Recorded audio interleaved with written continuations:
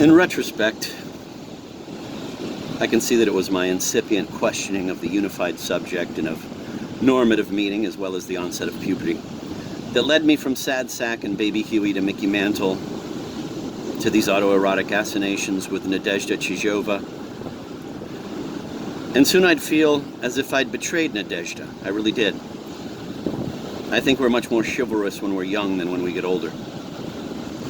Because I also started leering at photographs of her great rivals, the two East German shot putters, Margita Gummel and Ilona Slupianek, both of whom were given oral Turinabol, the androgenic anabolic steroid used by the East German government and its State Plan 14.25 under the supervision of Stasi, the GDR state secret police.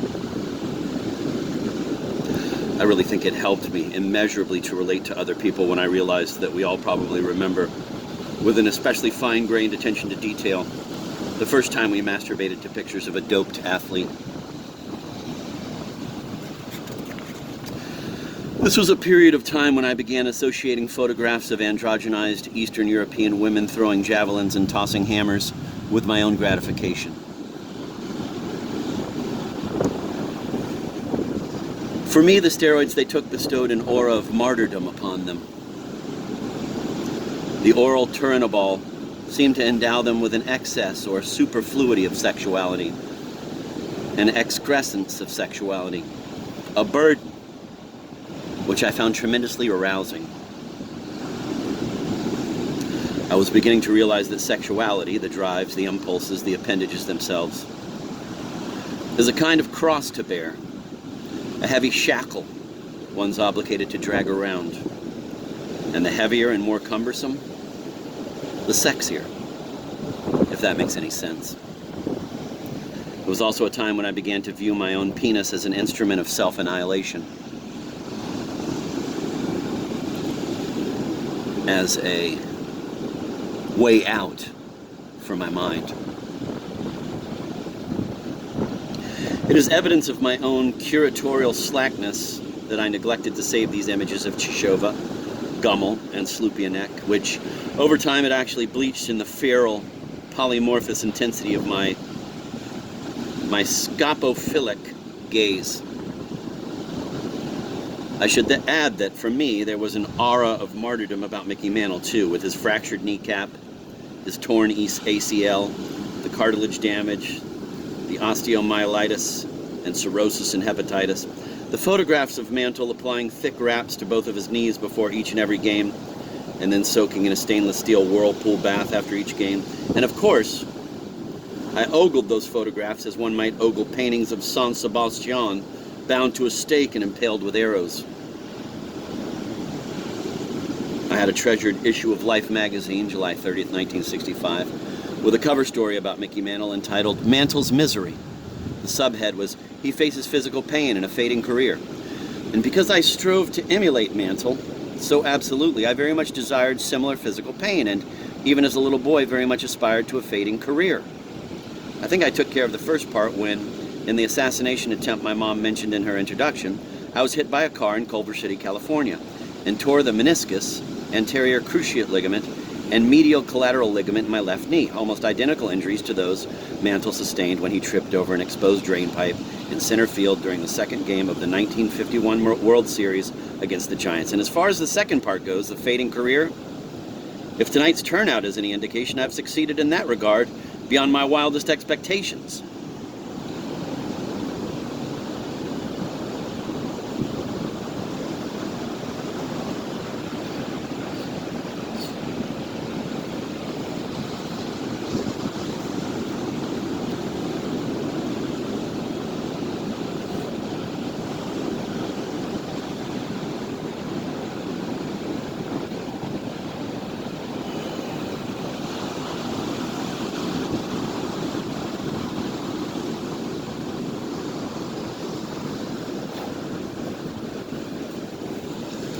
As a child, I was a huge obsessive Yankees fan, and I remember especially when we were at that summer house in Deal, that house on Neptune Avenue. I could only stay up until about the fifth inning, so my mom would listen to the rest of the game on the radio, the whole game, even if it went into extra innings, and then in the morning, as soon as she woke up and came downstairs for breakfast, I'd have been up for hours waiting impatiently, listening for instantly recognizable footsteps on the creaky stairs. She'd narrate those last innings for me, pitch by pitch, play by play, with all her Proustian divagations and endlessly ramifying digressions, tangents splitting off into other tangents, with all her allusion and analogies, the bad hop of a ground ball to Bobby Richardson or Tony Kubek, or maybe Joe Pepitone conjuring up the story of a second cousin who was hit in the forehead by a stone expelled by a power mower, causing a gash that required plastic surgery, which was, of course, botched by an incompetent doctor, resulting in an endless lawsuit, medical malpractice being a favorite subject of my mom and myself. An inning could easily take an hour. My mom has formidable, world-class racontorial skills. She really does. She's a consummate, virtuosic storyteller. The fastidious descriptions, the lavish scene setting, perfectly punctured by some choice vulgarity or solecism. The vivid, impeccably pitched portrayals of disparate characters, the timing, the accents and intonations, the shifting registers of body language. She can make a trip to the dry cleaner seem like the ring of the Nibelung.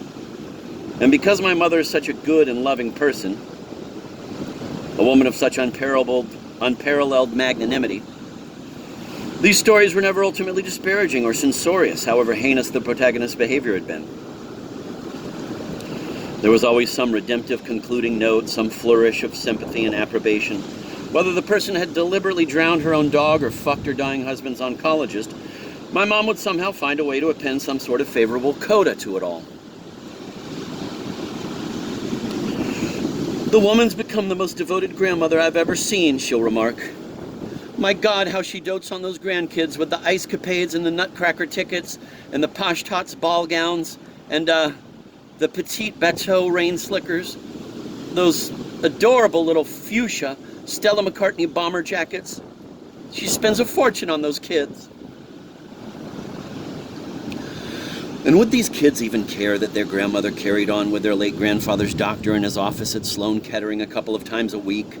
I seriously doubt it. Good for her, they'd probably say. We love Grandma. She takes us to all kinds of cool places and buys us all kinds of cool stuff. She can fuck whomever she wants to. Grandpa didn't really do shit with us. He always seemed to be busy and preoccupied with work. Or too sick.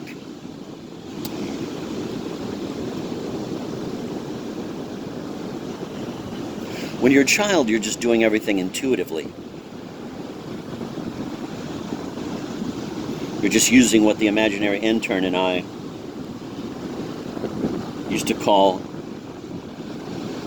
Inuit intuition. We both loved all things Arctic.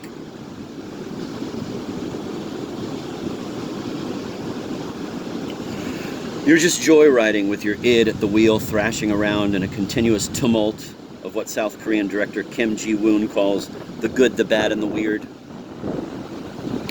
Which is what life is back then. You're just acting. I don't mean in the sense of theater, although that too. You're just doing things, committing random deeds. And it's only much later in life that we try to retrospectively map out, to plot all the traumas and the triumphs, the lucky breaks and lost opportunities, all the decisions and their ramifying consequences.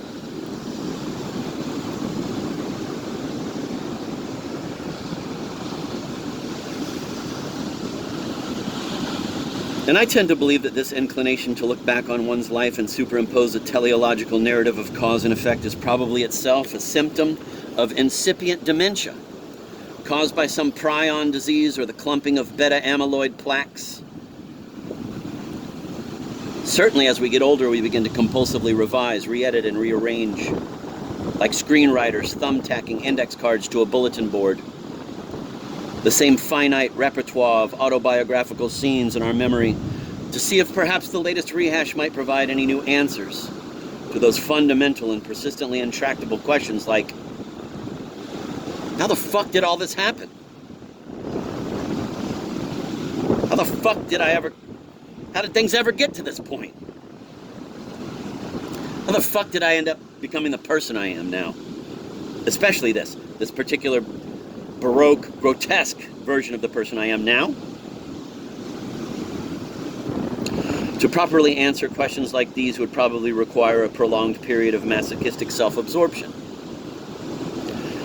But I suppose,